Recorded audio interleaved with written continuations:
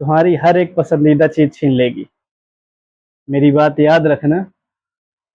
मैं एक बार फिर से आप लोगों को बता रहा हूँ कि तुम्हारी असफलताएँ तुम्हारी हर एक पसंदीदा चीज़ छीन लेंगी। दोस्तों,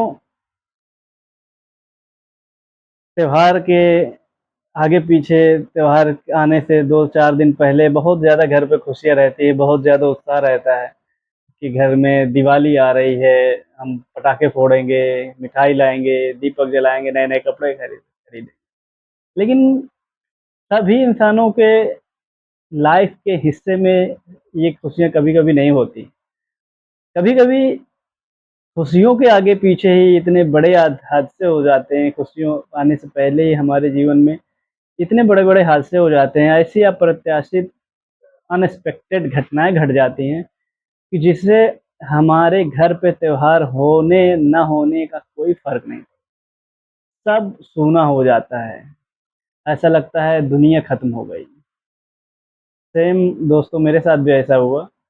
अभी 10-12 दिन, 15 दिन पहले चीज़ें मेरे जीवन में ऐसी घटी। कहीं न कहीं गलतियाँ मेरी ही थी, तो मुझे उन चीज़ों का फल मिला।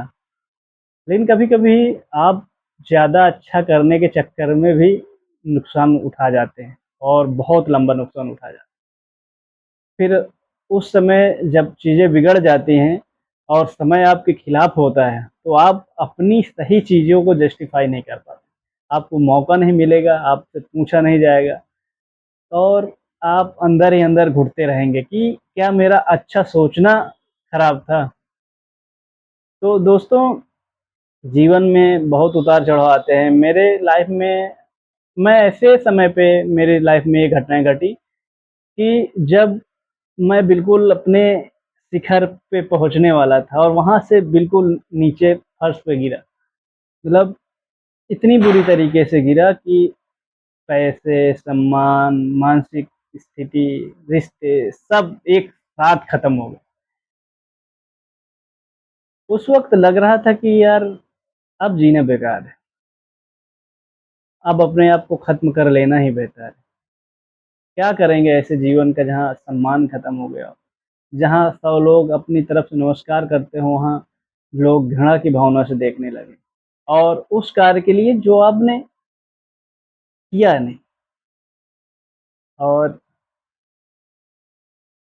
उस चीज़ को सोच-सोच के फिर आप परेशान होते हैं। वैसा ही मेरे जीवन में रहा, लेकिन फिर भी मैंने सोचा कि अपने आप को ख़त्म कर लेने से बेहतर है कि क्यों ना हम उनके लिए जिएँ, जिन्होंने हमारी इस सिचुएशन में हमारे माता-पिता, भाई-बहन ने अपना सब कुछ बेच दिया।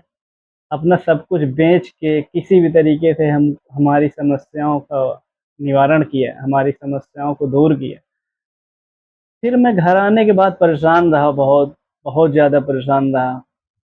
कभी मैंने जीवन में ड्रिंक नहीं की थी, ड्रिंक की मैंने और अपने आप को सँभालना मुश्किल हो रहा था। अभी भी चीज़ें सही नहीं हुई हैं, लेकिन ऐसा लग रहा था कि दुनिया खत्म हो गई। कुछ नहीं समझ में आ रहा था क्या किया जाए, क्या ना किया जाए। फिर 4-5 दिन के लिए मैं बाहर निकल आया घूमने, जहाँ मन आता था कहीं मुझे कन्फर्म नहीं था मुझे कहाँ जाना है, कहाँ नहीं जाना। तो इसीलिए मैंने फिर एक अपना यूट्यूब खोला, जिसमें आप वीडियो देख रहे हैं। इसीलिए इसका नाम रख दिया मन्नू राहगीर, क्योंकि मुझे डिसाइड नहीं था कहाँ जाना है, कहाँ नहीं जाना है। बस बैठ गया ट्रेन पे, चल दिया और कभी-कभी चीज़ें आपके अकॉर्डिंग नहीं होती। कभी-कभी क्या मैक्सिमम मोस्टली टाइम में आपके अकॉर्डिंग चीज़ें नहीं होती। उस समय मुझे लगता है हर एक इंसान को बहुत सोच समझ के निर्णय लेना चाहिए और कभी भी जीवन में किसी का इतना अच्छा ना चाहो कि आप अपना अच्छा सोचना भूल जाओ कि जिस इंसान के लिए आप अच्छा सोच रहे हो, उसी इस इंसान का अच्छा करते-करते आपका सब कुछ खत्म हो जाए। उस दिन आप अगर टूटे, तो सँभालना बहुत ही मुश्किल पड़ जाता है अपने आप।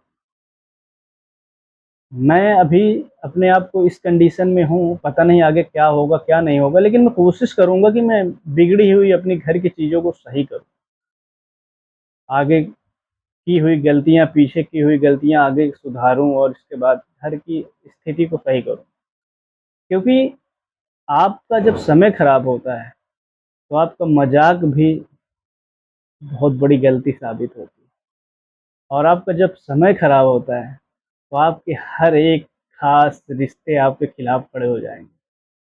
आपसे कोई नहीं सुनना चाहेगा कि आप आखिर सच में गलत हैं या आप क्या हुआ आपके साथ, किसी से कोई मतलब नहीं। और मुझे लगता है सफाई देनी भी नहीं चाहिए। इसीलिए मैं उ उन सब विषय के बारे में चर्चा ही नहीं क्यों करूँगा कि क्या हुआ मेरे साथ, क्या नहीं हुआ। लेकिन हाँ, ये कि हादसा हुआ, जो पूरा गाँव जाना, आस-पास के 2-4 गाँव के लोग जाने कि मेरे साथ हादसा हुआ। फिर भी अगर कभी समय रहा तो लोगों को अपने लाइफ़ के संघर्ष के बारे में दिखाऊँगा। तो इस साल तो मेरी दिवाली नहीं अच्छी, लेकिन मैं आप लोगों के लिए दुआ करता हूँ कि आपकी दिवाली है बहुत कुशल-मंगल तरीके से संपन्न हो, घर में खुशियाँ आएँ, सब लोग खुशी से त्योहार मनाएँ। और उम्मीद करते हैं संघर्ष जारी रहेगा, जीतेंगे, लड़ेंगे, फिर से अपनी चीज़ों को सुधारेंगे और इससे 10 गुना ज़्यादा चीज़ें अच्छी करेंगे। और फिर अगले साल आप सभी लोगों को मैं इनवाइट करूँगा, अगले साल मिल के दिवाली जलाएँ। क्या हुआ जो इस बार सपने टूटे, फिर से सपने देखेंगे, फिर से लड़ेंगे, फिर से उन सपनों को पूरा करेंगे। तो दोस्तों, इसी के साथ मैं आप लोगों को हैप्पी दिवाली कहते हुए धन्यवाद देता हूँ। आप सभी के जीवन में खुशियाँ आएँ। आप सभी को प्यार भरा मेरा नमस्कार, हैप्पी दिवाली।